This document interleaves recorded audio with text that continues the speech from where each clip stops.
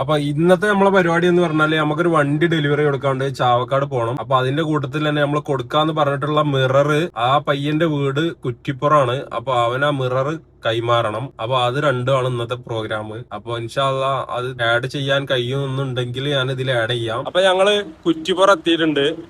കുറ്റിപ്പുറം എത്തി മിറർ കൊടുക്കാൻ വേണ്ടി മിറർ നോക്കണ നേരത്ത്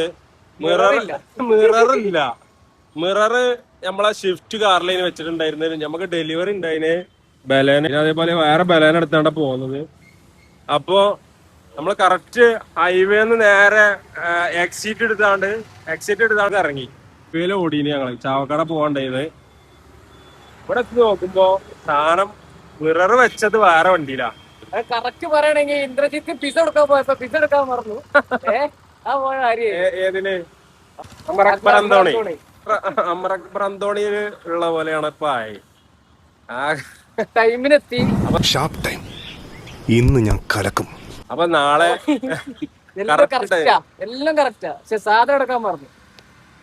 കറക്റ്റ് ടൈം അല്ലേ സാർ? ഷാർപ്പ്. പിസ എവിടെ?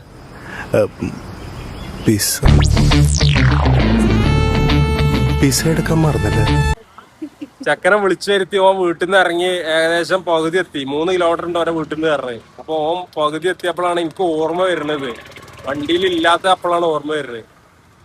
അപ്പൊ എന്തായാലും നാളെ കൊറിയർ അയച്ചു അതല്ലാതെ വേറെ വഴിയില്ലേ. മിറർ പാക്ക് ചെയ്യണം.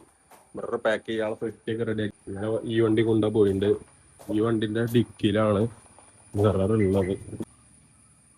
ഇതാ ആ പാക്ക് ചെയ്യണം, പിന്നെ കൊറിയർ അയക്കണം. ഫിനിഷ്. പെട്ടിയിലാക്കുക, കൊറിയർ ഓഫീസിൽ പോവുക, കൊറിയർ ചെയ്യാം. അപ്പോൾ നമ്മളെ ദൗത്യം അവിടെ ഫില്ലായി. ഇന്നലെ എടുക്കാൻ മറന്നുപോയി. ഞാൻ ഈ വണ്ടിയിലാണ് പോയിട്ടുണ്ടായിരുന്നത്.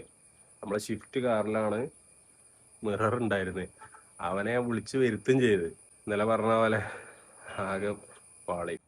നല്ല പെർഫെക്റ്റ് ആയിട്ട് പാക്ക് ചെയ്തിട്ടുണ്ട്. നേരെ